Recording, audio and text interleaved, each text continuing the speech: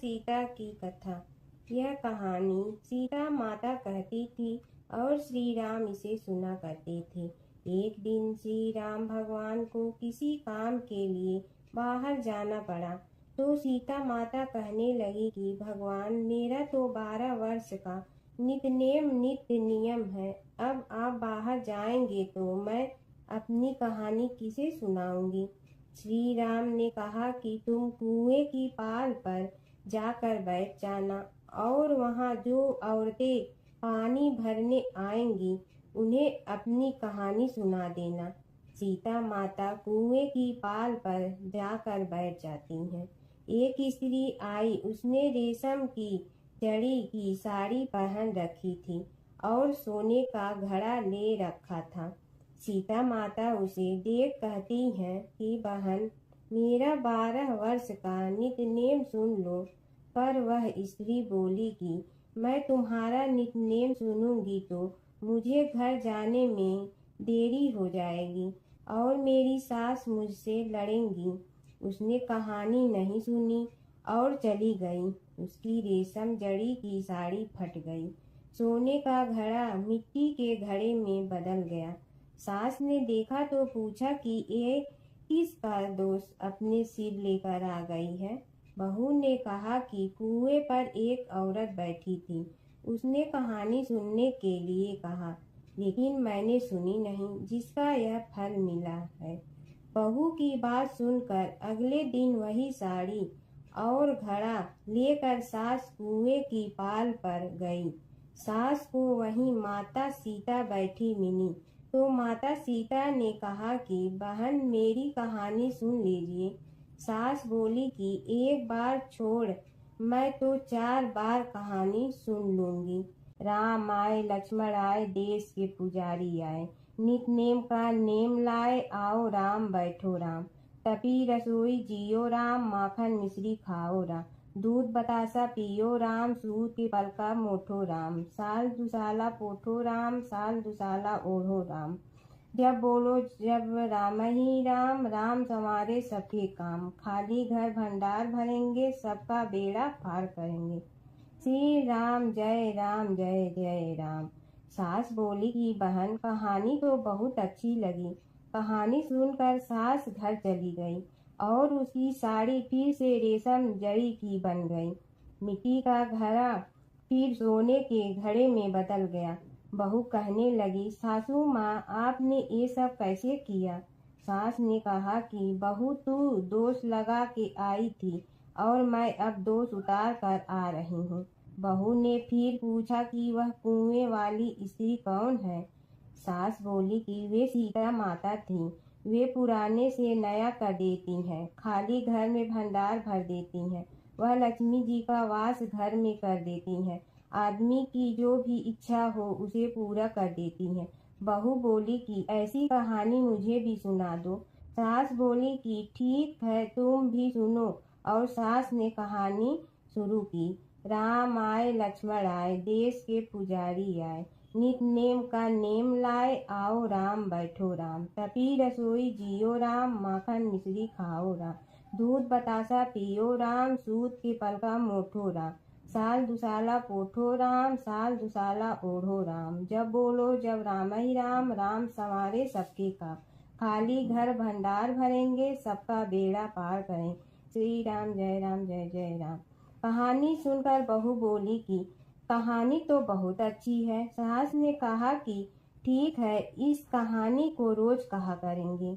अब सास बहू रोज सवेरे उठती, नहाती धोती और पूजा करने के बाद नित नेम की सीता की कहानी कहती। एक दिन उनके यहाँ एक पड़ोस की औरत आई और बोली कि बहन, जरा सी आँच दे ना। तो वह बोली कि आज तो अभी हमने जलाई ही नहीं। पड़ोसन ने कहा कि तुम सुबह 4 बजे से उठकर क्या कर रही हो। फिर उन्होंने कहा कि सुबह उठकर हम पूजा करते हैं, फिर सीता माता की नित्य नेम की कहानी कहते हैं। पड़ोसन ने उसकी बात सुनकर फिर कहा कि सीता माता की कहानी कहने से तुम्हें क्या मिलता है। वे बोली कि इनकी कहानी कहने से घर में भंडार भर जाते हैं, सारे काम सिद्ध होते हैं, मन की इच्छा भी पूरी हो जाती है, पड़ोसन कहती है कि बहन ऐसी कहानी तो मुझे भी सुना दो। फिर वह बोली कि ठीक है, तुम भी यह कहानी सुन लो। राम आए लक्ष्मण आए, देश के पुजारी आए, नित नेम का नेम लाए, आओ राम बैठो राम। सारी कहानी सुनने के बाद पड़ोसन कहने लगी, बहन कहानी तो मुझे बहुत अच्छी लगी। अब वह पड़ोसन भी नित नेम सीता माता की कहानी कहने लगी। कहानी कहने से सीता माता ने पड़ोसन के भी भंडार भर दिए। अब तो पूरे मोहल्ले में नित नेम की कथा चल पड़ी।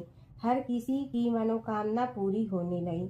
हे सीता माता, जैसे आपने उनके भंडार भरे, वैसे ही आप हमारे भी भंडार भरना, सबकी भरना, कहानी सुनने वाले के भी और कहानी कहने वाले के भी।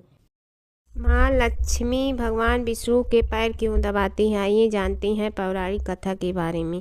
एक बार नारद जी ने माँ लक्ष्मी से पूछा कि वो हमेशा विष्णु जी के पैर क्यों दबाती रहती हैं। लक्ष्मी जी ने जवाब दिया कि चाहे मनुष्य हो या फिर देवी देवता, ग्रहों के प्रभाव से कोई अछूता नहीं रहता है। महिलाओं के हाथ में देवगुरु बृहस्पति का वास होता है, तो पुरुषों के पैरों में दैत्य गुरु शुक्राचार्य का। ऐसे में जब भी कोई महिला पुरुष के चरण दबाती है तो देव और दानव का मिलन होता है और इससे धन लाभ का योग बनता है। यही कारण है कि मैं हमेशा श्री हरि के चरण दबाती हूँ। पुराणों के अनुसार लक्ष्मी जी को भगवान विष्णु ने अपने पुरुषार्थ के बल पर ही अपने बस में रखा था, जो हमेशा सभी के कल्याण का भाव रखते हैं। जो लक्ष्मी जी विष्णु जी के पास हैं वो धन और संपत्ति है। श्री हरि इनका उचित प्रयोग जानते हैं। यही कारण है कि महालक्ष्मी श्री विष्णु के पैरों में उनकी दासी बनकर रहती हैं। इसके अलावा भी इससे जुड़ी एक पौराणिक कथा है। एक अन्य पौराणिक कथा के अनुसार लक्ष्मी जी की बहन अलक्ष्मी उनसे ईर्ष्या करती थी। ऐसा इसलिए क्योंकि अलक्ष्मी बिल्कुल भी आकर्षण नहीं थी। उनकी आंखें भड़कीली, बाल फैले हुए और बड़े बड़े दांत थे। देवी लक्ष्मी जब भी अपने पति यानी श्री हरि के साथ होती थी तब अलक्ष्मी हमेशा वहां पहुंच जाती थी। यह बर्ताव लक्ष्मी जी को बिल्कुल पसंद नहीं आता था। उन्होंने अलक्ष्मी से कहा कि तुम मुझे और मेरे पति को अकेला क्यों नहीं छोड़ देती। तब अलक्ष्मी ने कहा कि उनकी कोई पूजा नहीं करता है, इसलिए जहाँ भी लक्ष्मी जी जाएंगी वो वहाँ उनके साथ आएगी। यह सुन देवी लक्ष्मी क्रोधित हो गई और अलक्ष्मी को शाप दे दिया। उन्होंने कहा कि मृत्यु के देवता तुम्हारे पति हैं। गंदगी, ईर्ष्या, लालच, आलस, रोष जहाँ भी होगा तुम वहीं निवास करोगी। ऐसे में माँ लक्ष्मी हमेशा ही अपने पति के चरणों की गंदगी दूर करती रहती हैं, जिससे अलक्ष्मी कभी भी उनके पास न आ पाएँ। कहा जाता है कि सौभाग्य और दुर्भाग्य एक साथ चलते हैं। ऐसे में दुर्भाग्य कई बार आपके जीवन में प्रवेश करने के मौके तलाशता रहता है। अलक्ष्मी भी इसी तरह घर के बाहर बैठकर लक्ष्मी के जाने का इंतजार करती हैं। जहाँ पर गंदगी मौजूद होती है या लालच और ईर्ष्या होती है, वहाँ पर कलह और कलेश का वातावरण बन जाता है। इससे यह संकेत मिलता है कि घर में अलक्ष्मी का प्रवेश हो चुका है। ऐसे में लोगों को माँ लक्ष्मी की पूजा निरंतर करते रहना चाहिए, जिससे अलक्ष्मी घर में प्रवेश न कर पाए। माँ लक्ष्मी व्रत कथा। प्राचीन काल की बात है। एक गांव में एक ब्राह्मण रहता था। वह ब्राह्मण नियमानुसार भगवान विष्णु का पूजन प्रतिदिन करता था। उसकी भक्ति से प्रसन्न होकर भगवान विष्णु ने उसे दर्शन दिए और इच्छा अनुसार वरदान देने का वचन दिया। ब्राह्मण ने माता लक्ष्मी का वास अपने घर में होने का वरदान मांगा। ब्राह्मण के ऐसा कहने पर भगवान विष्णु ने कहा, यहाँ मंदिर में प्रतिदिन एक स्त्री आती है और वह यहाँ गोबर के उपले थापती है। वही माता लक्ष्मी है। तुम उन्हें अपने घर में आमंत्रित करो। देवी लक्ष्मी के चरण तुम्हारे घर में पड़ने से तुम्हारा धन धान्य से भर जाएगा। ऐसा कहकर भगवान विष्णु अदृश्य हो गए। अब दूसरे दिन सुबह से ही ब्राह्मण देवी लक्ष्मी के इंतजार में मंदिर के सामने बैठ गई। जब उसने लक्ष्मी जी को गोबर के उपले थापते हुए देखा तो उसने उन्हें अपने घर पधारने का आग्रह किया। ब्राह्मण की बात सुनकर लक्ष्मी जी समझ गई कि यह बात ब्राह्मण को विष्णु जी ने ही कही है, तो उन्होंने ब्राह्मण को महालक्ष्मी व्रत करने की सलाह दी। लक्ष्मी जी ने ब्राह्मण से कहा कि तुम 16 दिन तक महालक्ष्मी व्रत करो और व्रत के आखिरी दिन चंद्रमा का पूजन करके अर्घ देने से तुम्हारा व्रत पूर्ण हो जाएगा। ब्राह्मण ने भी महालक्ष्मी के कहे अनुसार व्रत किया और देवी लक्ष्मी ने भी उनकी मनोकामना पूर्ण की। उसी दिन से यह व्रत श्रद्धा से किया जाता है। महालक्ष्मी व्रत कथा। पौराणिक कथा अनुसार एक बार भगवान विष्णु मृतलोक यानी भूलोक में गमन करने के लिए निकल पड़े। माता लक्ष्मी ने भी निवेदन किया कि वह भी उनके साथ आना चाहती हैं। भगवान विष्णु उनके स्वभाव से परिचित थे, इसलिए पहले ही उन्हें किया कि मैं आपको एक ही शर्त पर साथ लेकर चल सकता हूँ। माता लक्ष्मी मन ही मन बहुत खुश हुई कि चलो शर्त ही सही, भगवान साथ ले जाने के लिए तो माने। माता फटाक से बोली, मुझे सारी शर्तें मंजूर है। भगवान विष्णु ने कहा, जो मैं कहूँ, जैसा मैं कहूँ, आपको वैसा ही करना होगा। माता बोली, ठीक है, आप जैसा कहेंगे मैं वैसा ही करूँगी। दोनों भूलोक पर आकर विचरण करने लगे। एक जगह रुककर श्री हरि ने माता से कहा कि मैं दक्षिण दिशा की तरफ जा रहा हूँ, आपको यहीं पर मेरा इंतजार करना होगा। यह कहकर भगवान विष्णु दक्षिण दिशा की तरफ बढ़ गए। अब माता को जिज्ञासा हुई कि दक्षिण दिशा में ऐसा क्या है जो भगवान मुझे वहां नहीं ले जाना चाहते हैं। माता का स्वभाव तो वैसे भी चंचल ही माना जाता है। उनसे वहां पर ज्यादा देर नहीं रुका गया और वे भगवान विष्णु की तरफ ही बढ़ने लगी। आगे जाकर माता को सरसों का खेत दिखाई दिया। उसकी सुंदरता ने माता का मन मोह लिया। वे फूलों को तोड़कर अपना श्रृंगार करने लगी। इसके बाद वे कुछ ही दूर आगे बढ़ी थी कि गन्ने के खेत उन्हें दिखाई दिए। उन्हें गन्ने चूसने की इच्छा हुई तो गन्ने तोड़कर उन्हें चूसने लगी कि भगवान विष्णु वापस आ गए। सरसों के फूलों से सजी माता लक्ष्मी को गन्ना चूसते हुए देखकर भगवान विष्णु उन पर क्रोधित हो गए। भगवान ने कहा कि आपने अपने शर्त का उल्लंघन किया है। मैंने आपको वहां रुकने के लिए कहा था, लेकिन आप नहीं रुकी और यहाँ किसान के खेतों से फूल व गन्ने तोड़कर आपने अपराध किया है। इसकी आपको सजा मिलेगी। भगवान विष्णु ने माता लक्ष्मी को 12 वर्ष तक किसान की सेवा करने का श्राप दे दिया और स्वयं क्षीर सागर गमन कर गए। अब विवश माता लक्ष्मी को किसान के घर रहना पड़ा।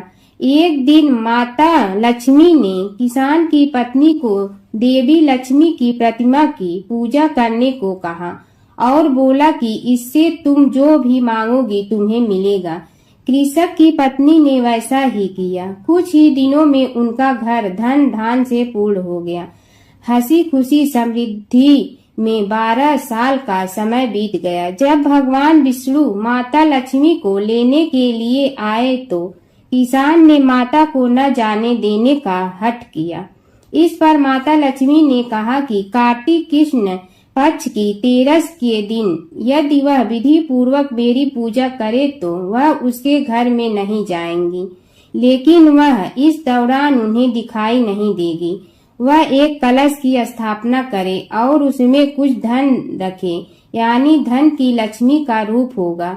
इस प्रकार 13 के दिन किसान ने माता के बताए अनुसार ही पूजा कर कलश स्थापना की और किसान का घर धन धान से पूर्ण रहने लगा। तब से माता लक्ष्मी की पूजा करने की परंपरा भी चली आ रही है। गणेश और बुढ़िया माई की कथा। एक बुढ़िया थी, वह बहुत ही गरीब और दृष्टिहीन थी। उसके एक बेटा और बहू थे। वह बुढ़िया सदैव गणेश जी की पूजा किया करती थी। एक दिन गणेश जी प्रकट होकर उस बुढ़िया से बोले, बुढ़िया माँ, तू जो चाहे सो मांग ले।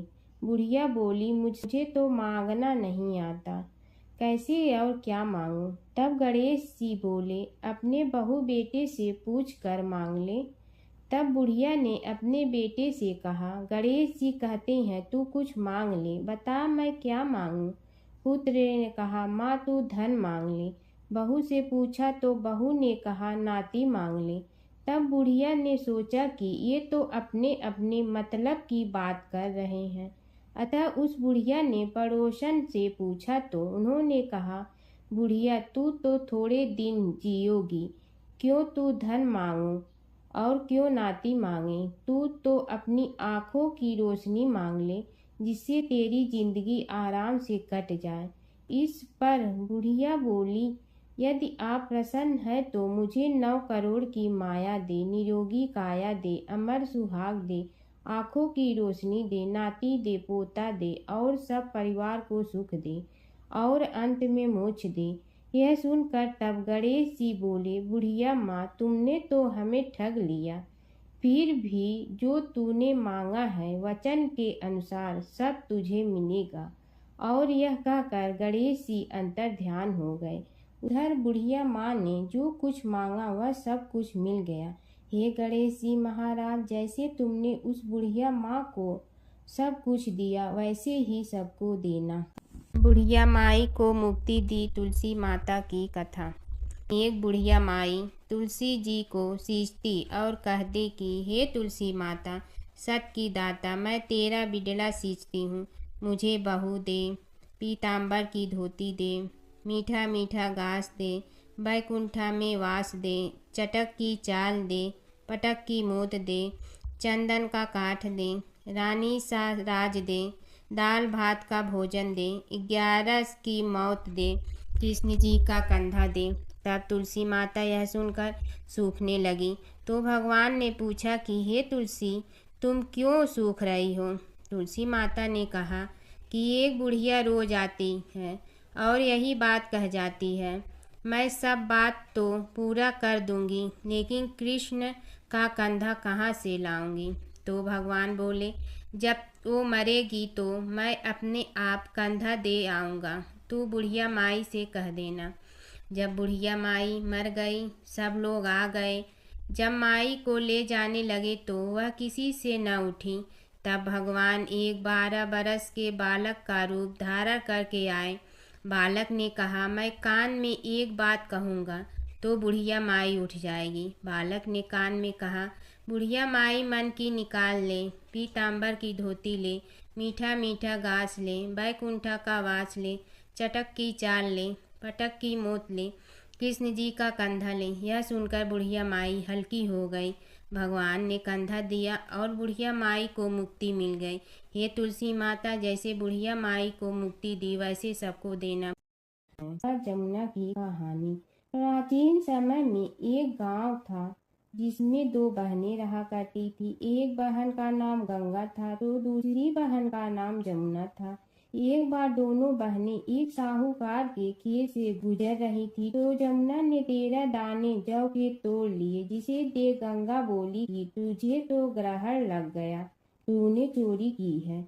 इस पर जमुना बोली कि अब मेरा ग्रहण कैसे धुलेगा? गंगा ने कहा कि तुझे 12 साल तक साहूकार के यहाँ नौकरी करनी पड़ेगी, तभी तेरा पाप धुलेगा और ग्रहण से मुक्ति मिलेगी।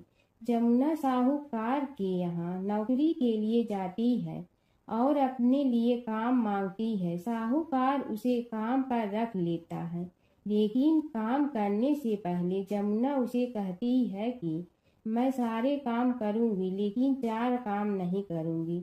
जूठे बर्तन नहीं मांजूंगी, झाड़ू नहीं लगाऊंगी, बिस्तर नहीं बिछाऊंगी और दिया नहीं जलाऊंगी।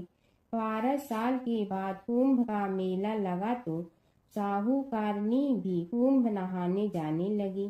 जमुना ने उसे जाते देख कहा कि कुंभ के मेले में मेरी बहन गंगा मिलेगी तो उसे यह सोने का टक्का दे देना, इससे वह अपने हाथों में सुंदर चूड़ियां पहन लेगी। साहूकारनी ने कुंभ के मेले में गंगा को वह सोने का टका दे दिया। गंगा ने उनसे वह टका लेते हुए कहा कि मेरी बहन को कहना कि उसके 12 वर्ष पूरे हो गए हैं, अब वह वहां वापिस आ जा। साहूकार व साहूकारनी वापिस घर आए तब जमुना मटके में पानी भर रही थी। दोनों जमुना से बोले कि हमने सोने का वह टका तेरी बहन गंगा को दे दिया था और उसने कहा है कि तेरे 12 वर्ष पूरे हो गए हैं, इसलिए अब तुम वापिस जाओ। यह समाचार सुनते ही जमुना सहस्त्र धारा में बदल गई और बहने लगी। जमुना जी का यह रूप देखकर साहूकार और साहूकारनी परेशान हो गई थी। हमारे घर में जमुना माता ने काम किया, हमें तो अब ग्रहण लग गया है, हम यह ग्रहण कैसे उतारेंगे। जमुना भागकर गंगा माता के पास चली गई। गंगा ने जमुना से पूछा कि तुम साहूकारनी से कुछ कहकर आई हो या ऐसे ही बिना बताए आ गई। तब जमुना बोली कि मैं तो कुछ भी बताकर नहीं आई हूँ। गंगा ने कहा कि जा उन्हें धीरज दे आ, नहीं तो उन्हें जीवन भर असंतोष ही रहेगा। गंगा के कहने पर जमुना माता ने साहूकारनी को सपने में दर्शन दिए और कहा कि तुम दोनों उल्टे माथे क्यों पड़े हो, जाओ उठकर खाओ पियो। तब दोनों बोले कि हम कैसे उठें, हमें तो ग्रहण लगा है, क्योंकि हमने उल्टे सीधे और पता नहीं कितने नीच कार्य आपसे कराए हैं। तब जमुना जी बोली कि तुम्हें ग्रहण नहीं लगा है, ग्रहण तो मुझे लगा था कि मैंने तुम्हारे खेत से 13 दाने जौ के चुराए थे। मैं तो अपना ग्रहण उतारने तुम्हारे घर आई थी। मेरा ग्रहण तुम्हारे घर में 12 वर्ष तक रहने से उतर गया है और मेरी मुक्ति हो गई है। जमुना जी ने कहा कि तुम्हें कोई ग्रहण नहीं लगा है, उल्टे मेरे 12 वर्ष तक यहाँ रहने से तुम्हारी भी मुक्ति हो गई है। यह कहकर जमुना जी स्वप्न से चली गई। दोनों उठकर देखते हैं कि उनके घर में पहले से भी अधिक धन हो गया है। हे जमुना माता, जैसे आपने साहूकार व साहूकारनी की मुक्ति कराई, वैसे ही आप अपने सभी भक्तों की करना। नगर बसेरे की कहानी।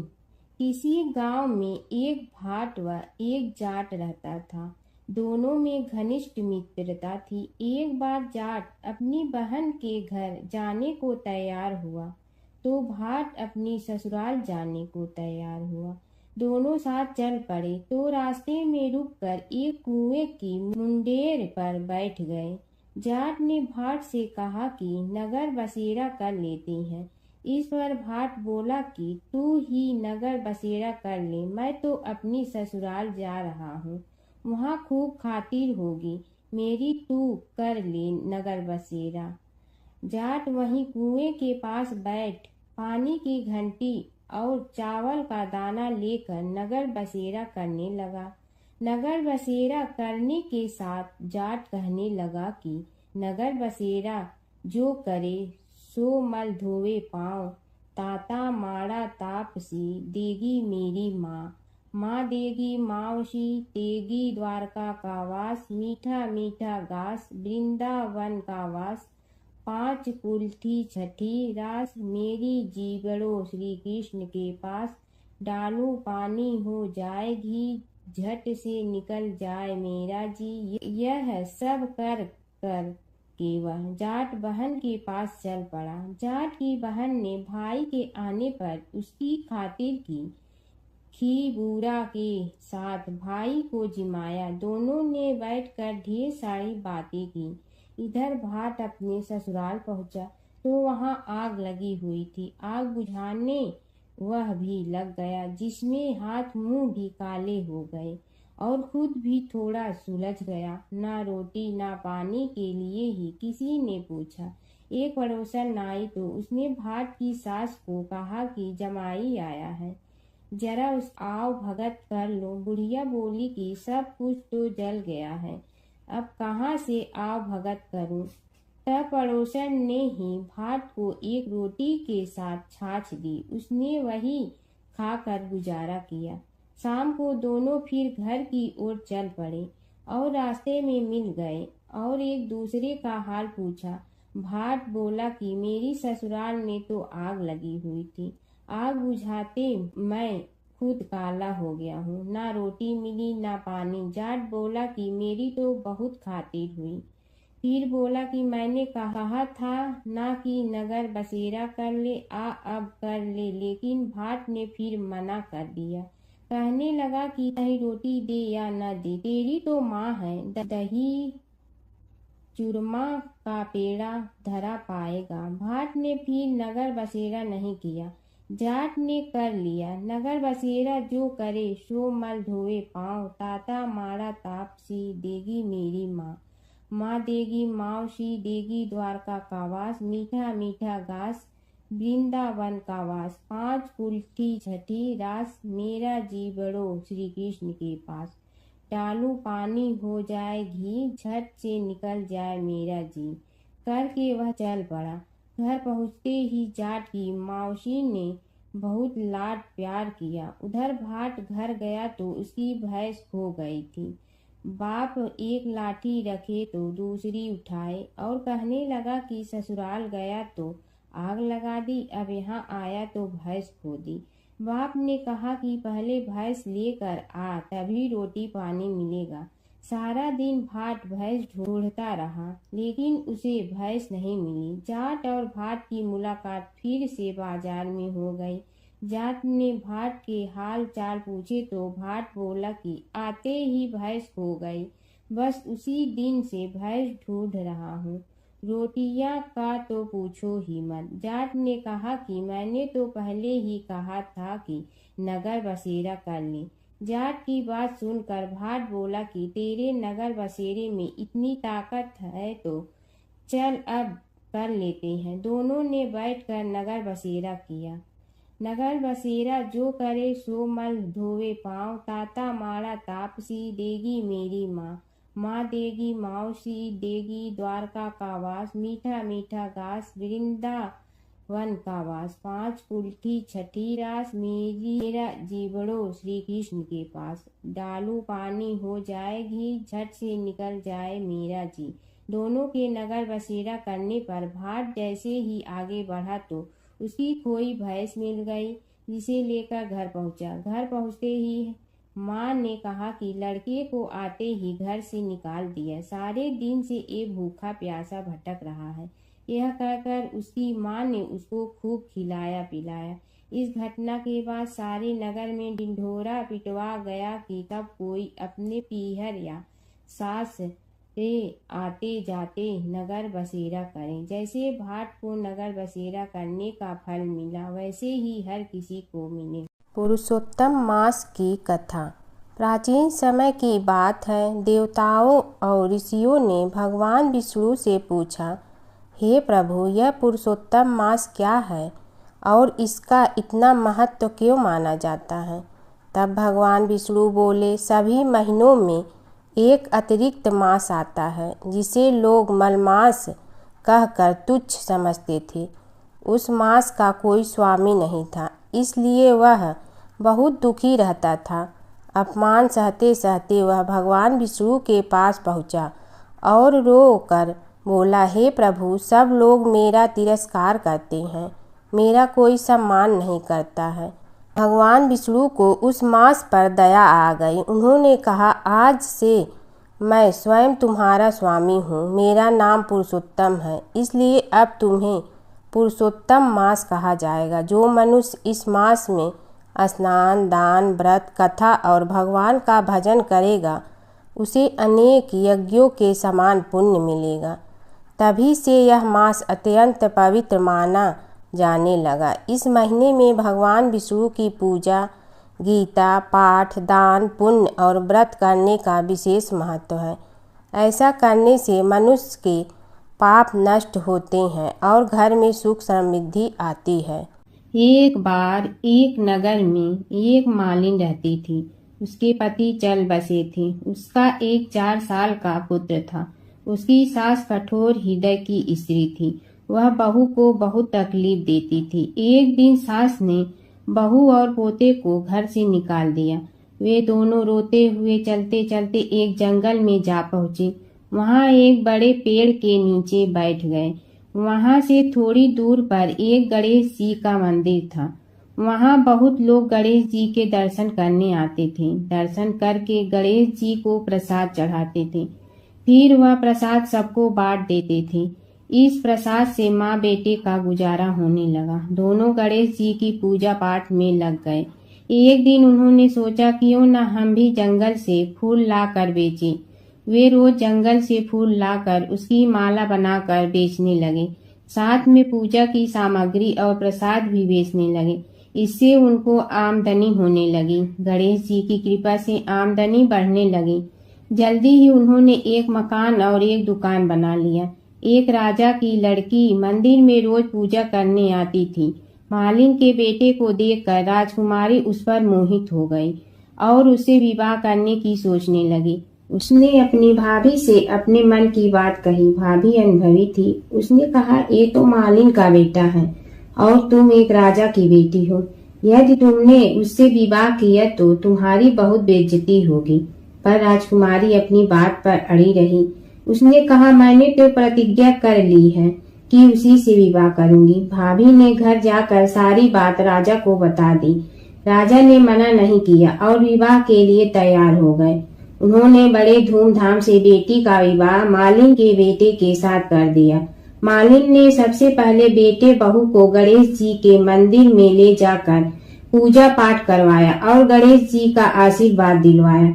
इसके बाद पूरे नगर में यह बात फैल गई कि गणेश जी की पूजा करने से सब दुख कष्ट दूर हो जाते हैं। इस बात पर सुनते ही नगर के सभी लोग मंदिर आने लगे।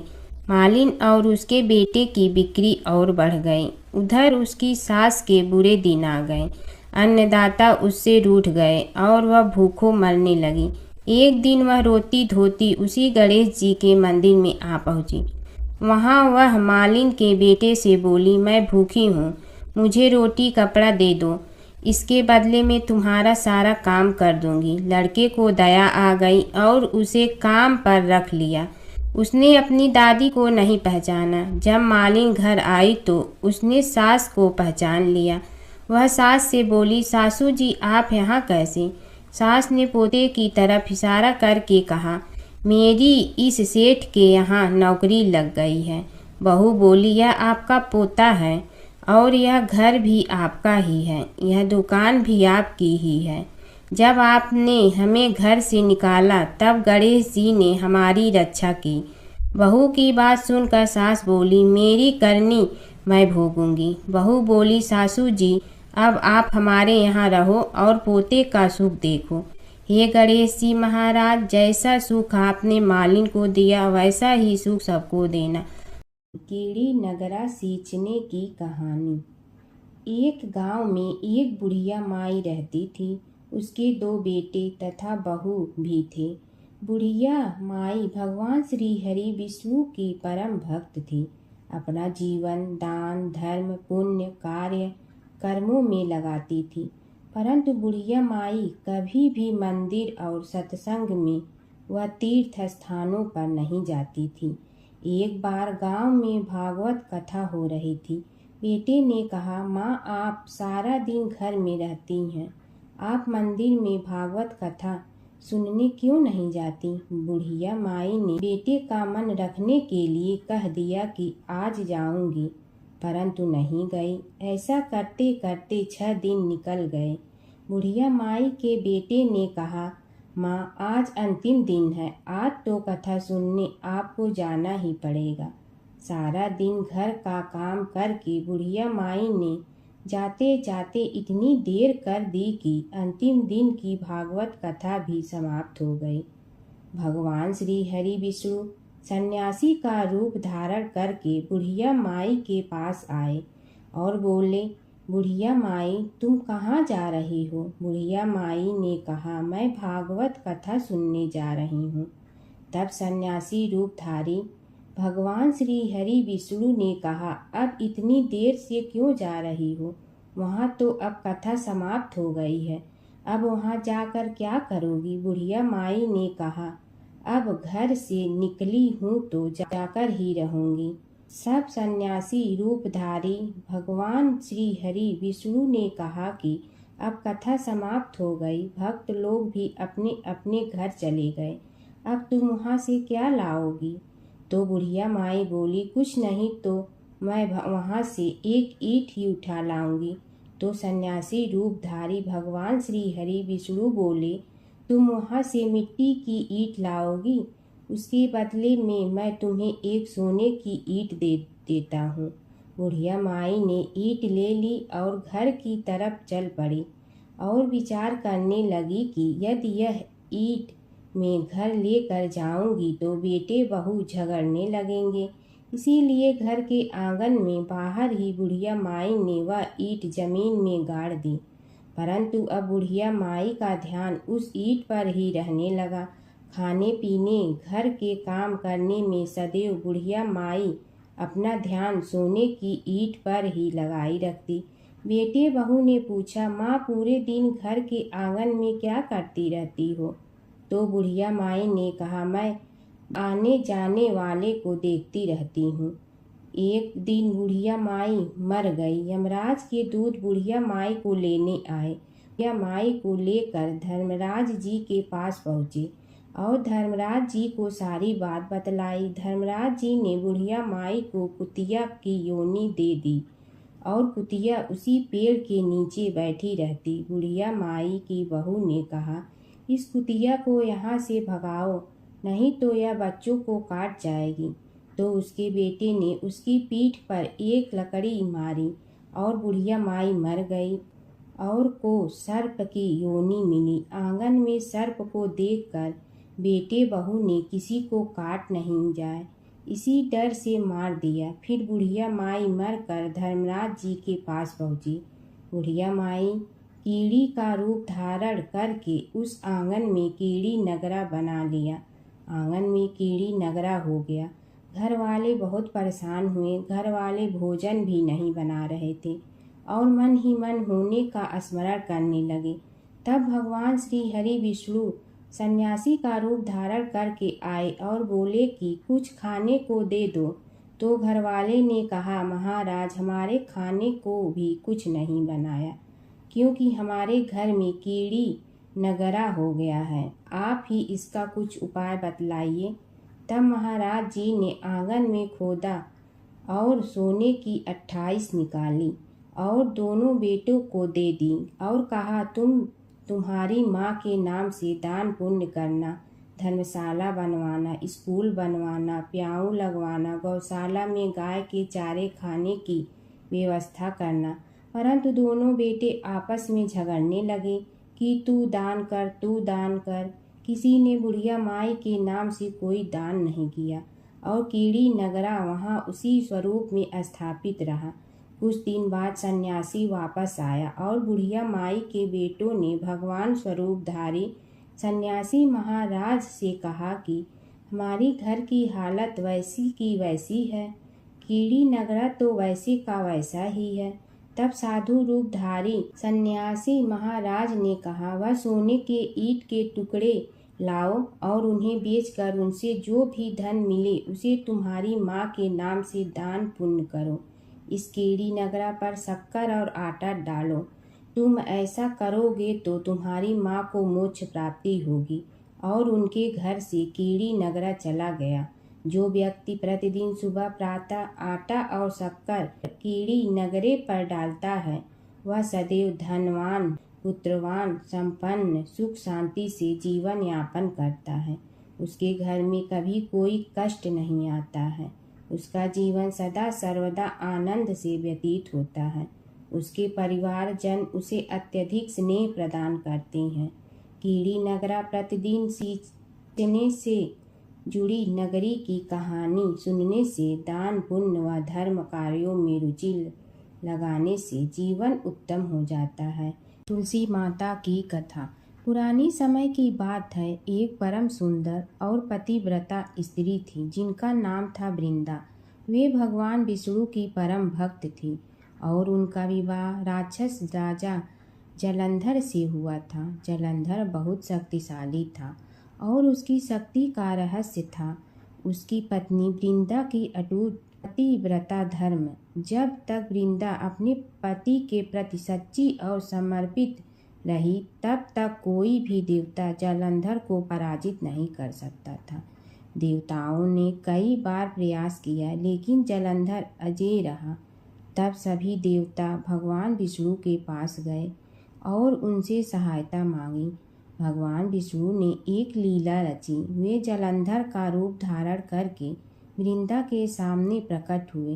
वृंदा ने उन्हें अपना पति समझकर उनका सत्कार किया, लेकिन जैसे ही वृंदा को सच्चाई का पता चला उनका पतिव्रता धर्म भंग हो गया।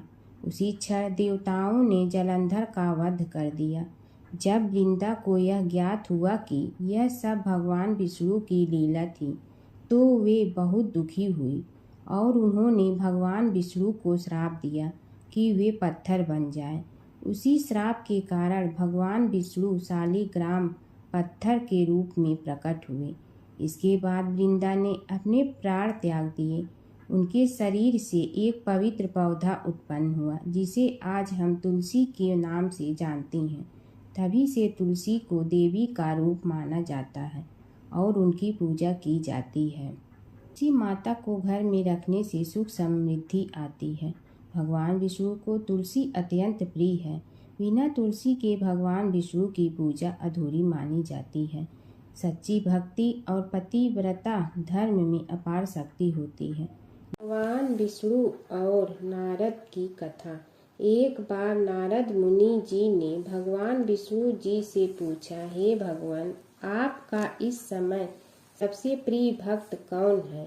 अब विष्णु तो भगवान हैं, सो झट से समझ गए अपने भक्त नारद मुनि की बात और मुस्कुरा कर बोले, मेरा सबसे प्रिय भक्त उस गांव का एक किसान है। यह सुनकर नारद मुनि जी थोड़ा निराश हुए और फिर से एक प्रश्न किया, हे भगवान, आपका बड़ा भक्त तो मैं हूँ, तो फिर सबसे प्रिय क्यों नहीं? भगवान विष्णु जी ने नारद मुनि जी से कहा, इसका जवाब तो तुम खुद ही दोगे। जाओ, एक दिन उसके घर रहो और फिर सारी बात मुझे बताना। नारद मुनि जी सुबह सवेरे मुंह अंधेरे उस किसान के घर पहुंच गए। देखा अभी अभी किसान जगा है और उसने अब सबसे पहले अपने जानवरों को चारा देता, फिर मुंह धोता, दैनिक कार्यों से निवृत्त होता, जल्दी जल्दी भगवान का नाम लिया, रूखी सूखी रोटी खाकर जल्दी जल्दी अपने खेतों पर चला गया। सारा दिन खेतों में काम किया और शाम को वापस घर आया। जानवरों को अपनी जगह बांधा, उन्हें चारा पानी डाला, हाथ धोया, मुंह धोया, फिर थोड़ी देर भगवान का नाम लिया, फिर परिवार के संग बैठकर खाना खाया और कुछ बातें की और फिर से सो गया। अब सारा दिन यह सब देखकर नारद मुनि जी भगवान विष्णु के पास वापिस आए और बोले, भगवान, मैं आज सारा दिन उस किसान के संग रहा, लेकिन वो तो ढंग से आपका नाम भी नहीं ले सकता। उसने थोड़ी देर सुबह, थोड़ी देर शाम को और भी जल्दी जल्दी आपका ध्यान किया और मैं तो 24 घंटे सिर्फ आपका ही नाम जपता हूँ। क्या आपका सबसे प्रिय भक्त वो गरीब किसान ही है? भगवान विष्णु जी ने नारद की बात सुनकर कहा, अब इसका जवाब भी तुम मुझे खुद ही देना। और भगवान विष्णु जी ने एक कलश अमृत से भरा नारद मुनि को थमाया और बोले, इस कलश को लेकर तुम तीनों लोकों की परिक्रमा करके आओ, लेकिन ध्यान रहे अगर एक बूंद भी अमृत नीचे गिरा तो तुम्हारी सारी भक्ति और पुण्य नष्ट हो जाएगी। नारद मुनि तीनों लोकों की परिक्रमा करके जब भगवान विष्णु के पास वापस आए तो खुश होकर बोले, भगवान, मैंने एक बूंद भी अमृत नीचे नहीं गिरने दिया। विष्णु भगवान ने पूछा, और इस दौरान तुमने मेरा नाम कितना बार लिया, मेरा स्मरण कितनी बार किया? तो नारद बोले, अरे भगवान जी, मेरा तो सारा ध्यान इस अमृत पर था, फिर आपका ध्यान कैसे करता? भगवान विष्णु ने कहा, हे नारद, देखो उस किसान को, वो अपना कर्म करते हुए भी नियमित रूप से मेरा स्मरण करता है, क्योंकि जो अपना कर्म करते हुए भी मेरा जाप करे वो ही मेरा सबसे प्रिय भक्त है।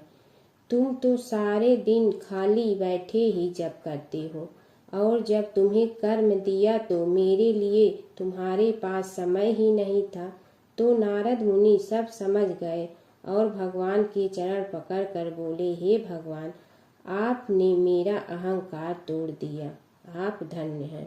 प्राचीन काल की बात है। नैमिषारण्य क्षेत्र में ऋषि, महर्षि और साधु संतों का समाज जुड़ा था। उसमें श्री सूत जी भी विद्यमान थे। शौनक जी ने उनकी सेवा में उपस्थित होकर निवेदन किया कि हे अज्ञान रूप घोर तिमिर को नष्ट करने में करोड़ों सूर्यों के समान प्रकाशमान श्री सूत जी, हमारे कानों के लिए अमृत के समान जीवन प्रदान करने वाले कथा तत्व का वर्णन कीजिए। हे सूत जी, हमारे हृदयों में ज्ञान के प्रकाश की वृद्धि तथा भक्ति, वैराग्य और विवेक की उत्पत्ति जिस कथा से हो सकती हो, वह हमारे प्रति कहने की कृपा कीजिए। शौनक जी की जिज्ञासा से सूत जी बड़े प्रसन्न हुए। पुरातन इतिहासों के स्मरण से उनका शरीर पुलकायमान हो रहा था। वे कुछ देर उसी स्थिति में विराजमान रहकर कुछ विचार करते रहे और अंत में बोले, शौनक जी, इस विषय में आपके चित्त में बड़ी जिज्ञासा है। आप धन्य हैं जो सदैव ज्ञान की प्राप्ति में तत्पर रहते हुए विभिन्न पुराण कथाओं की जिज्ञासा रखते हैं। आज मैं आपको ज्ञान के परम स्रोत रूप श्री गणेश जी का जन्म कर्म रूप चरित्र सुनाऊंगा। गणेश जी से ही सभी ज्ञानों, सभी विद्याओं का उद्भव हुआ है।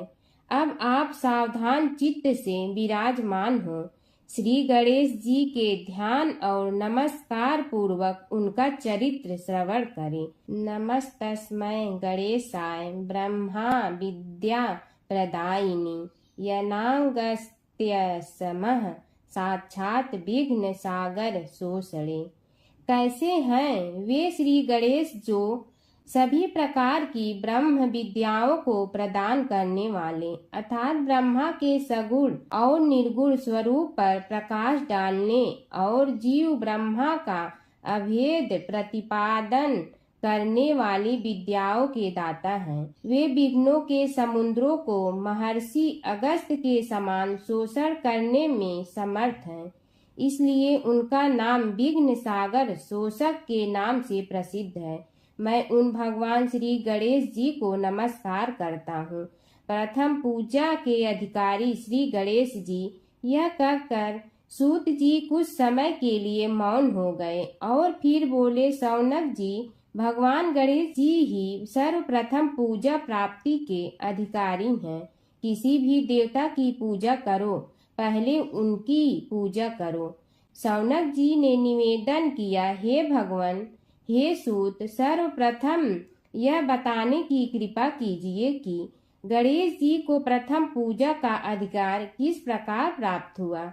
इस विषय में मेरी बुद्धि मोह को प्राप्त हो रही है कि सृष्टि रचयिता ब्रह्मा जी, पालन करता भगवान नारायण और संहार करता शिव जी में से किसी को प्रथम पूजा का अधिकारी क्यों नहीं माना गया।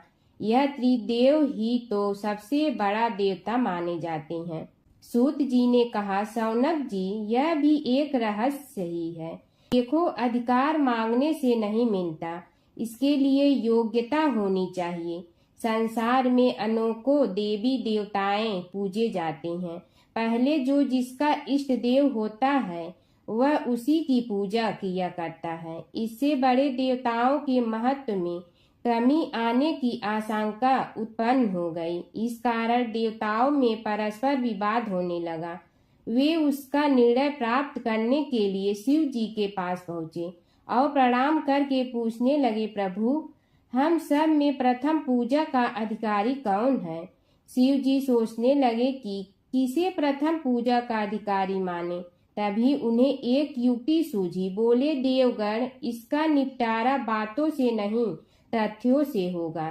इसके लिए एक प्रतियोगिता रखनी होगी, शिव की परिक्रमा करने की प्रतियोगिता। देवगण उनका मुख देखने लगे, शंकित हृदय से सोचने लगे कि कैसी प्रतियोगिता रहेगी। यह शिव जी ने उनके मन के भाव ताड़ लिए, इसलिए सांत्वना भरे शब्दों में बोले, घबराओ मत, कोई कठिन परीक्षा नहीं ली जाएगी। बस इतना ही कि सभी अपने अपने वाहनों पर चढ़कर संसार की परिक्रमा करो और फिर यहाँ लौट आओ। जो पहले लौटेगा वही सर्वप्रथम पूजा का अधिकारी होगा।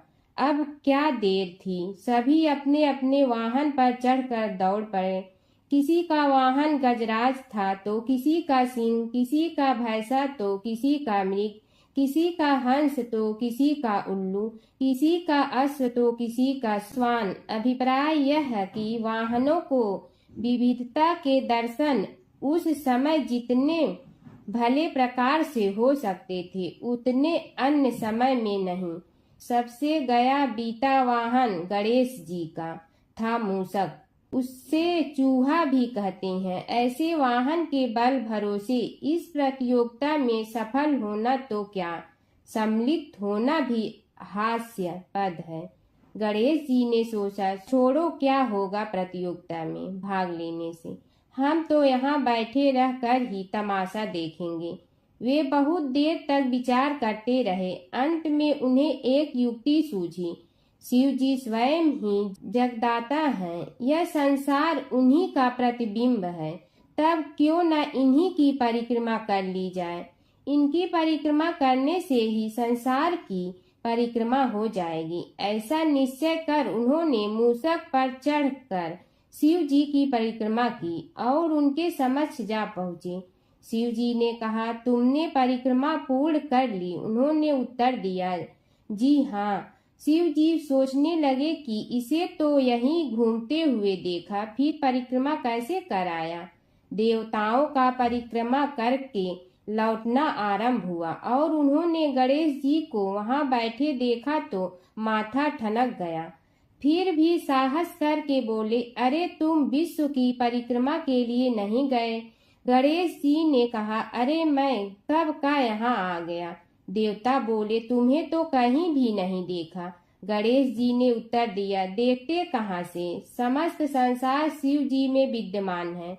इनकी परिक्रमा करने से ही संसार की परिक्रमा पूर्ण हो गई। सूत जी बोले, शौनक, इस प्रकार गणेश जी ने अपनी बुद्धि के बल पर ही विजय प्राप्त कर ली। उनका कथन सत्य था, इसलिए कोई विरोध करता भी तो कैसे। बस उसी दिन से गणेश जी की प्रथम पूजा होने लगी।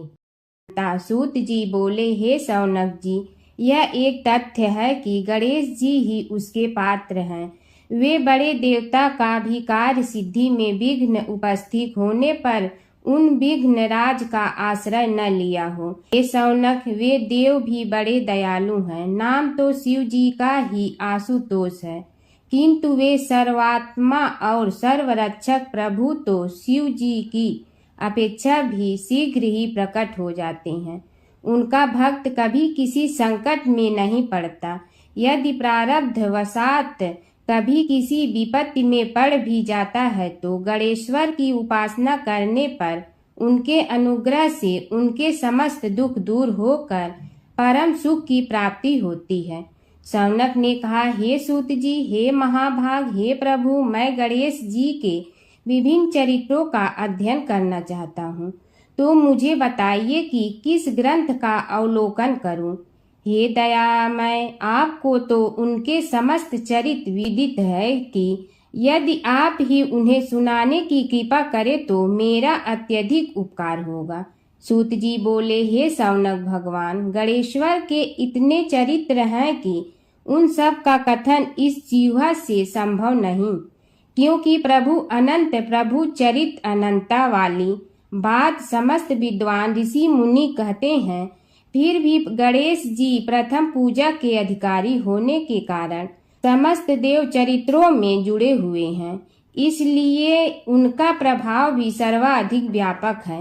हे मुने, हे सौनक, वे भगवान सर्वसमर्थ हैं, वे सभी का तिरस्कार करने में समर्थ हैं, किंतु उनका तिरस्कार कोई भी नहीं कर सकता। यह त्रिलोक्य उन्हीं भगवान के संकेत पर नित्य करता है, इसकी समस्त क्रियाएं उन्हीं की इच्छा पर आश्रित हैं। हे सौनक भगवान गणेश्वर स्वयं कहते हैं, शिवे विष्णु च शक्तौ च सूर्ये मयि निराधिप यो भेद बुद्धियोगः स सम्य योगो मतो मम।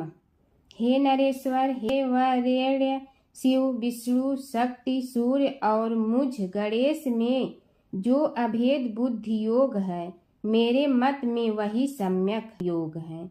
इससे यह भी सिद्ध है कि समस्त देवता उन्हीं के स्वरूप हैं, वे ही भगवान विभिन्न कार्य रूपों के अनुसार अपना भिन्न भिन्न नाम रखते हैं। हे मुनि श्रेष्ठ, उन सब देवताओं के चरित्र भी उन्हीं गणराज के चरित्र हैं।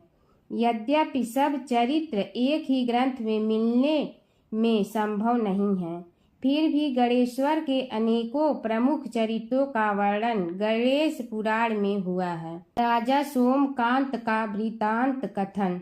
सौनक जी ने पूछा, हे प्रभु, गणेश पुराण का आरंभ किस प्रकार हुआ, यह मुझे बताने की कृपा करे। इस पर सूत जी ने कहने लगे, हे सौनक, यद्यपि गणेश पुराण है तो बहुत प्राचीन, क्योंकि भगवान गणेश्वर तो आदि हैं। न जाने कब से गणेश जी अपने उपासकों पर कृपा करते चले आ रहे हैं। उनके अनंत चरित्र हैं, जिनका संग्रह एक महापुराण का रूप ले सकता है।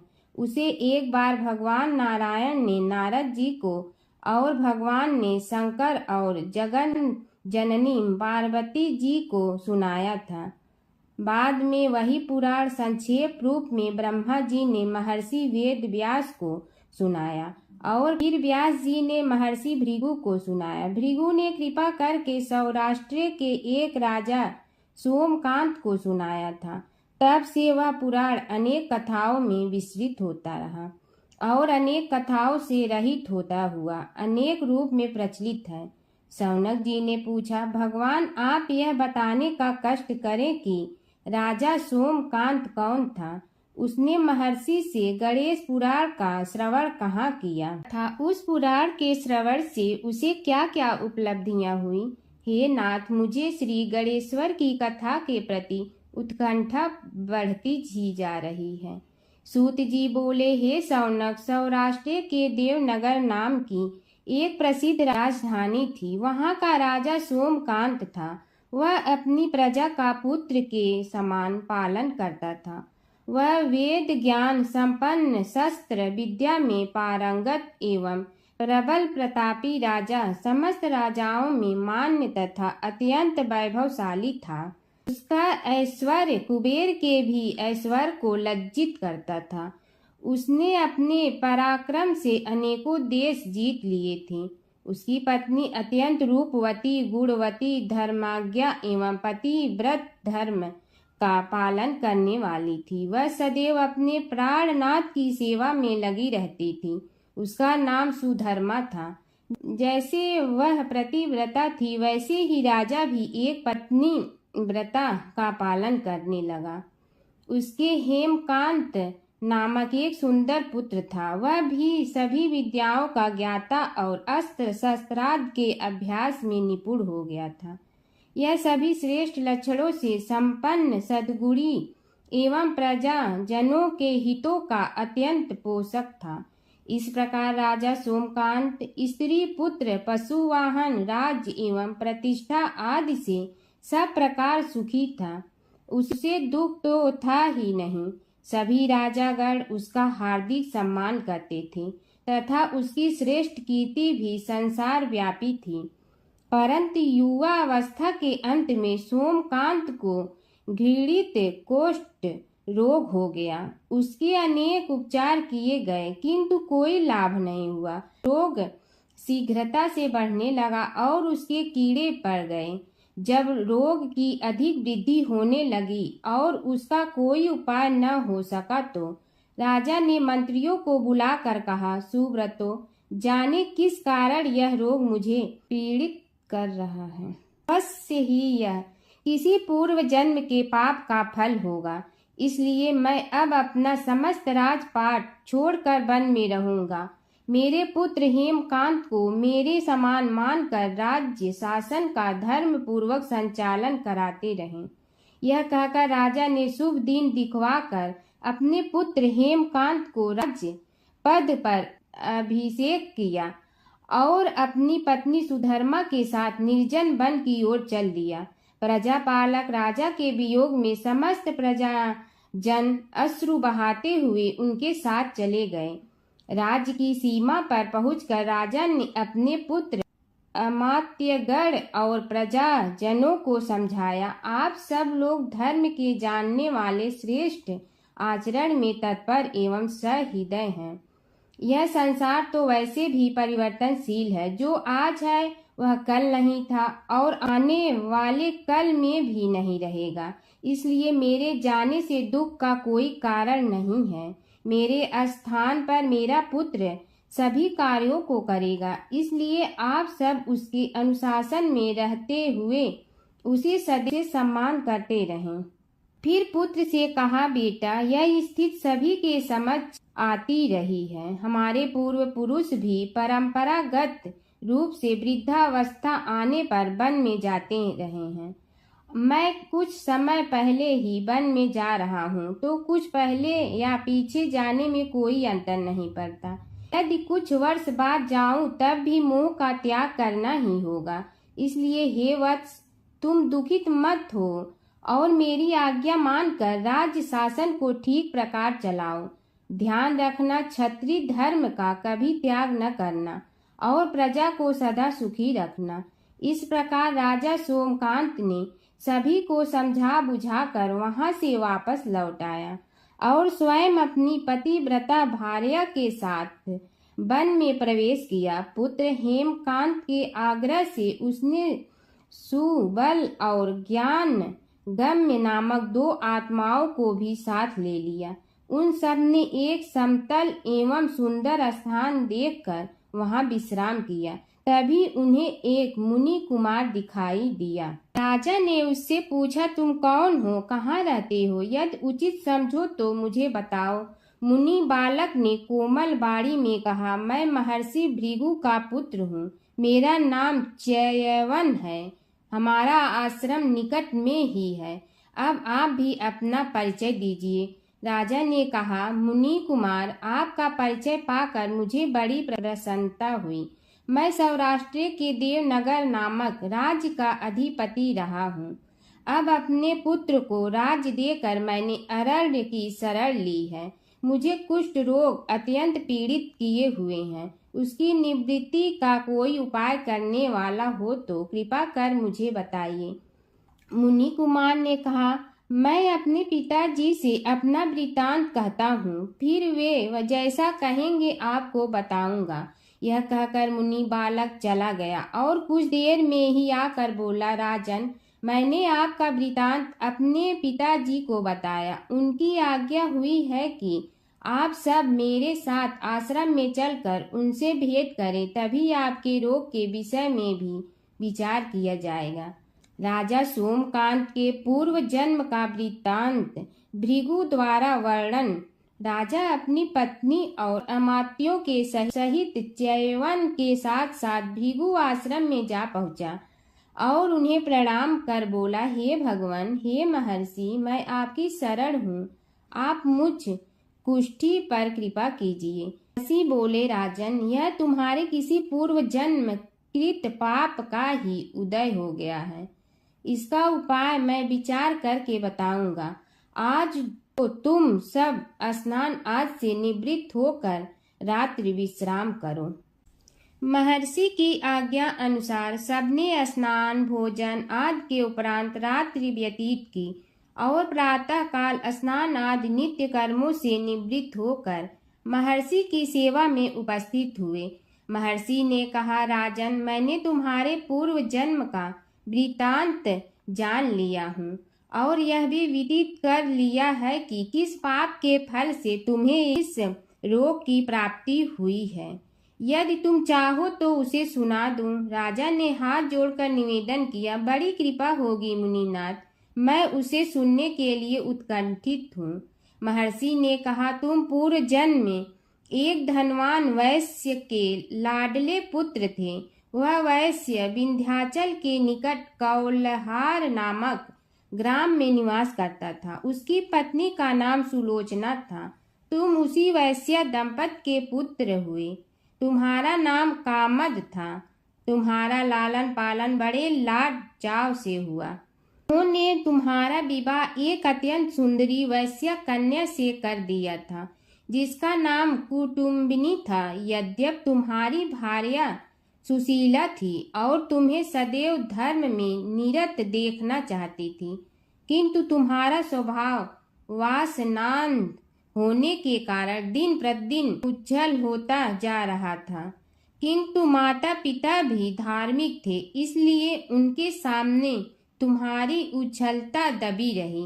परंतु माता पिता की मृत्यु के बाद तुम निरंकुश हो गए और अपनी पत्नी की बात भी नहीं मानते थे। तुम्हें अनाचार में प्रवृत्त देखकर उसे दुख होता था, तो भी उसका कुछ बस न चलता था।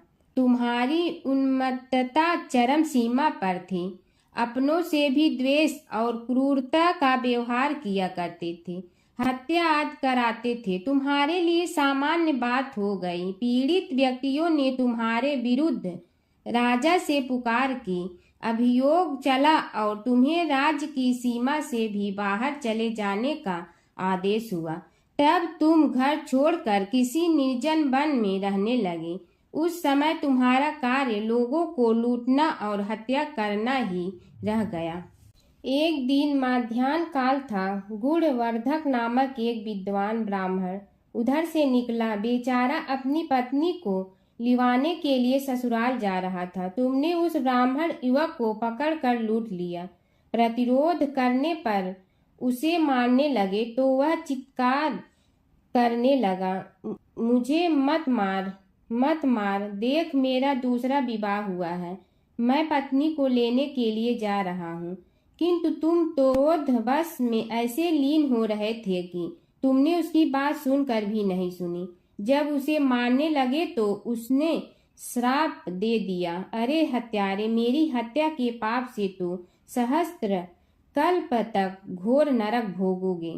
तुमने उसकी कोई चिंता न की और सिर काट लिया। राजन, तुमने ऐसी ऐसी एक नहीं बल्कि अनेक निरीह हत्याएं की थी, जिनकी गणना करना भी पाप है। इस प्रकार इस जन्म में तुमने घोर पाप कर्म किए थे, किंतु बुढ़ापा आने पर जब अशक्त हो गए तब तुम्हारे साथ जो क्रूर कर्मा थे वे भी किनारा कर गए। उन्होंने सोच लिया कि अब तो इसे खिलाना भी पड़ेगा, इसलिए मरने दो यहीं। अमोघ प्रभाव गणेश उपासना का कथन। राजन, अब तुम निरालंब थे, चल फिर तो सकते ही नहीं थे। भूख से पीड़ित रहने के कारण रोगों ने भी घेर लिया। उधर से जो कोई निकलता तुम्हें घृणा की दृष्टि से देखता हुआ चला जाता। तब तुम आहार की खोज में बड़ी कठिनाई से चलते हुए एक जीर्ण शीर्ण देवालय में पहुंचा। उसमें भगवान गणेश्वर की प्रतिमा विद्यमान थी। तब न जाने किस पुण्य के उदय होने से तुम्हारे मन में गणेश जी के प्रति भक्ति भाव जागृत हुआ। तुम निराहार रहकर उनकी उपासना करने लगे। उससे तुम्हें सब कुछ मिला और रोग भी कम हुआ। राजन, तुमने अपने साथियों की दृष्टि बचाकर बहुत सा धन एक स्थान पर गाड़ दिया था। अब तुमने उस धन को उसे देवालय के जीर्णोद्धार में लगाने का निश्चय किया। शिल्पी बुलाकर उस मंदिर को सुंदर और भव्य बनवा दिया। इस कारण कुख्याति सुख ख्याति में बदलने लगी। फिर यथा समय तुम्हारी मृत्यु हुई। यमदूतों ने पकड़कर तुम्हें यमराज के समक्ष उपस्थित किया। यमराज तुमसे बोले, जीव, तुमने पाप और पुण्य दोनों ही किए हैं और दोनों का ही भोग तुम्हें भोगना है, किंतु पहले पाप का फल भोगना चाहते हो पुण्य का। इसके उत्तर में तुमने प्रथम अपने पुण्य कर्मों के भोग की इच्छा प्रकट की और इसीलिए उन्होंने तुम्हें राजकुल में जन्म लेने के लिए भेज दिया। पूर्व जन्म में तुमने भगवान गणाध्यक्ष का सुंदर एवं भव्य मंदिर बनवाया था, इसलिए तुम्हें सुंदर देह की प्राप्ति हुई। यह कहकर महर्षि भृगु कुछ रुके। उन्होंने देखा कि राजा को इस वृतांत पर शंका हो रही है। तभी महर्षि के शरीर में असंख्य विकराल पक्षी उत्पन्न होकर राजा की ओर झपटे। उनकी चोंच बड़ी तीक्ष्ण थी, जिनसे वे राजा के शरीर को नोच नोच कर खाने लगे। उसके कारण उत्पन्न असहनीय पीड़ा से व्याकुल हुए राजा ने महर्षि के समक्ष हाथ जोड़कर निवेदन किया, प्रभु, आपका आश्रम तो समस्त द्वेष आदि से परे है और यहाँ मैं आपकी शरण में बैठा हूँ। तब यह पक्षी मुझे आकर ही क्यों पीड़ित कर रहे हैं? हे मुनिनाथ, इनसे मेरी रक्षा कीजिए। महर्षि ने राजा के अंतर्वचन सुनकर सांत्वना देते हुए कहा, राजन, तुमने मेरे वचनों में शंका की थी और जो मुझ सत्यवादी के कथन में शंका करते हैं उसे खाने के लिए मेरे शरीर से इसी प्रकार पक्षी प्रकट हो जाते हैं, जो कि मेरे हुंकार करने पर भस्म हो जाया करते हैं। यह कर महर्षि ने हुंकार की और तभी वे समस्त पक्षी भस्म हो गए। राजा श्रद्धावनत होकर उनके समक्ष अश्रुपात करता हुआ बोला, प्रभु, अब आप पाप से मुक्त होने का उपाय कीजिए। महर्षि ने कुछ विचार कर कहा, राजन, तुम पर भगवान गणेश्वर की कृपा सहज रूप से है और वे ही प्रभु तुम्हारे पापों को भी दूर करने में समर्थ हैं। इसलिए तुम उनके पाप नाशक चरित्रों का श्रवण करो। गणेश पुराण में उनके चरित्रों का भले प्रकार वर्णन हुआ है, अतएव तुम श्रद्धा भक्ति पूर्वक उसी को सुनने में चित्त लगाओ। राजा ने प्रार्थना की, महामुनि, मैंने गणेश पुराण का नाम भी आज तक नहीं सुना, तो उनके सुनने का सौभाग्य कैसे प्राप्त कर सकूंगा? हे नाथ, आपसे अधिक ज्ञानी और प्रकांड विद्वान और कौन हो सकता है? आप ही मुझ पर कृपा कीजिए। महर्षि ने राजा की दीनता देखकर उसके शरीर पर अपने कमंडल का मंत्रपूत जल छिड़का। तभी राजा को एक छींक आई और नासिका से एक अत्यंत छोटा काले वर्ण का पुरुष बाहर निकल आया। देखते देखते वह बढ़ गया। उसके भयंकर रूप को देखकर राजा कुछ भयभीत हुआ, किंतु समस्त आश्रमवासी वहां से भाग गए। वह पुरुष महर्षि के समक्ष हाथ जोड़कर खड़ा हो गया। उन्हें उसकी ओर देखा और कुछ उच्च स्वर में बोले, तू कौन है? क्या चाहता है? वह बोला, मैं साक्षात पाप हूँ। समस्त पापियों के शरीर में मेरा निवास है। आपके मंत्रपूत जल के स्पर्श से मुझे विवश होकर राजा के शरीर से बाहर निकलना पड़ा है। अब मुझे बड़ी भूख लगी है, बताइए क्या खाऊं और कहाँ रहूं? महर्षि बोले, तू उस आम के अवकाश स्थान में निवास कर और उसी वृक्ष के पत्ते खाकर जीवन निर्वाह कर। यह सुनते ही वह पुरुष आम के वृक्ष के पास पहुंचा, किंतु उसके स्पर्श मात्र से वह वृक्ष जलकर भस्म हो गया।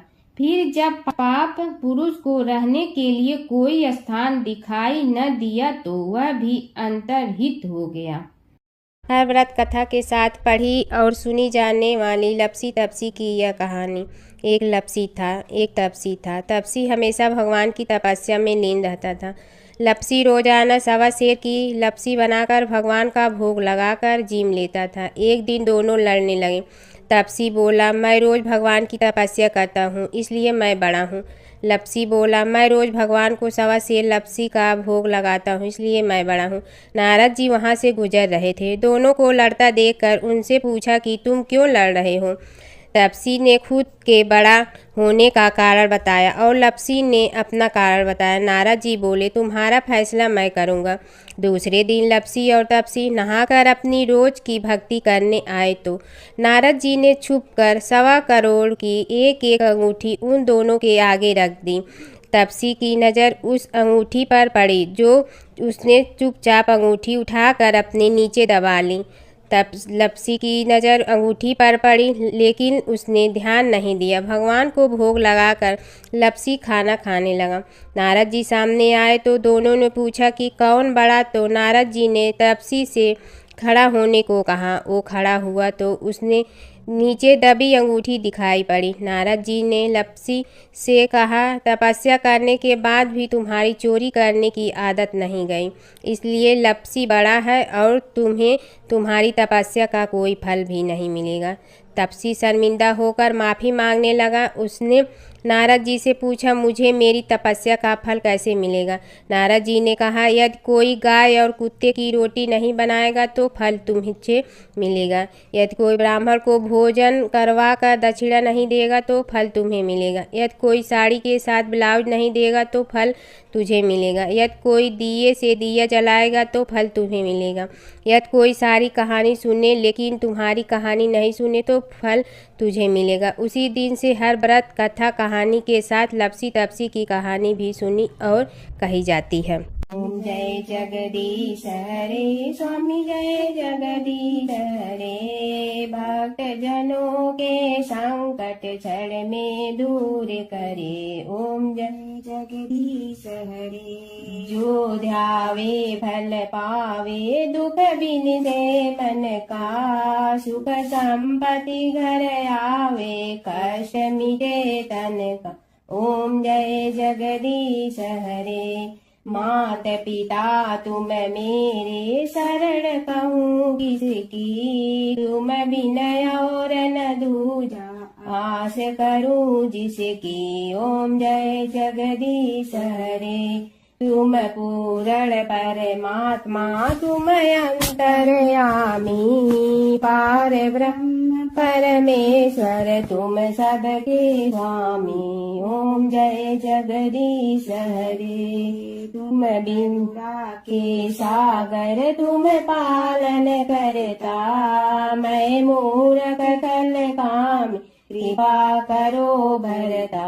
ओम जय जगदीश हरे, तुम हो ये कय गोचर, सबके प्राणपति, किस विधि मिलूं दया में, तुमको मैं कुमति। ओम जय जगदीश हरे, दीन बंधु दुख हरता, तुम रक्षक मेरे, अपने हाथ उठाओ द्वार पड़ा तेरे।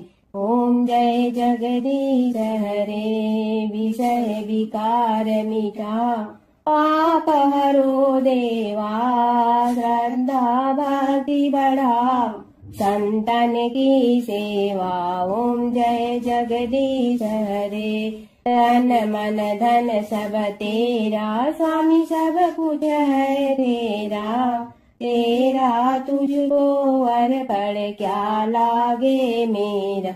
ओम जय जगदीश हरे, जय जगदीश हरे, स्वामी जय जगदीश हरे, भक्त जनों के संकट क्षण में दूर करे। ओम जय जगदीश हरे, स्वामी जय जगदीश हरे।